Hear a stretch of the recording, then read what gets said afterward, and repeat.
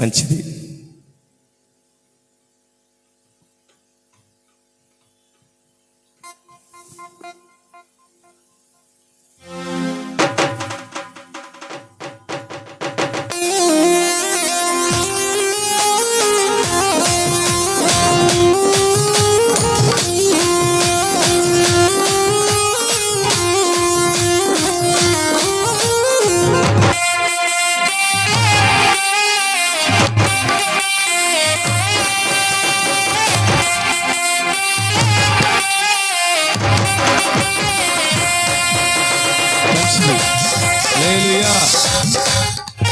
ఒక చిన్న మాట, కీర్తన భాగం చదువుకున్నాం కదా, 118వ కీర్తన.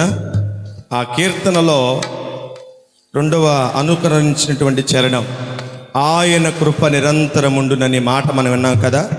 దైవ సేవకురాలు కేక్ కట్ చేస్తుండగా మరి దేవుని యొక్క మాట ప్రకారం, దేవుడిచ్చిన ఆయుష్ ప్రకారం మరి చెలిపరిచినటువంటి మాటలను బట్టి నేను ఒక మాట చెప్తాను. దాని తదుపరి మీరు ఆయన కృప నిరంతరము నిలిచి ఉండుననే మాట మీ అందరూ మాట్లాడవలసిందిగా ప్రభు పేరట తెలియపరుస్తున్నాను. ఆరోగ్యం ఇచ్చిన దేవుని కృప, జీవమిచ్చినటువంటి దేవుని కృప,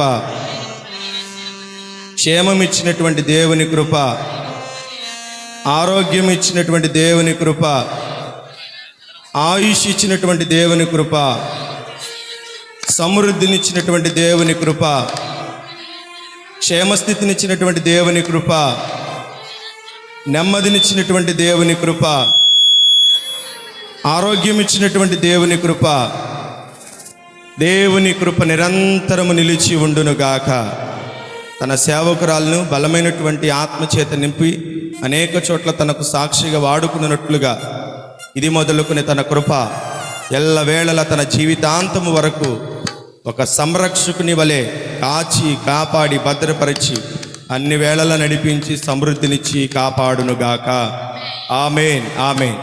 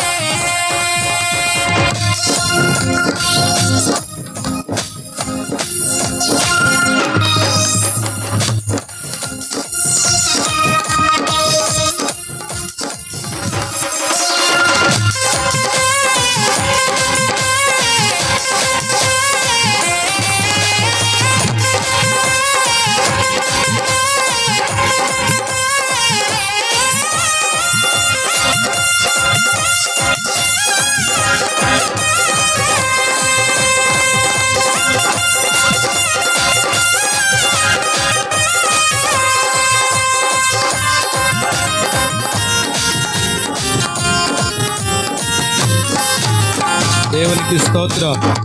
హల్లెలూయా.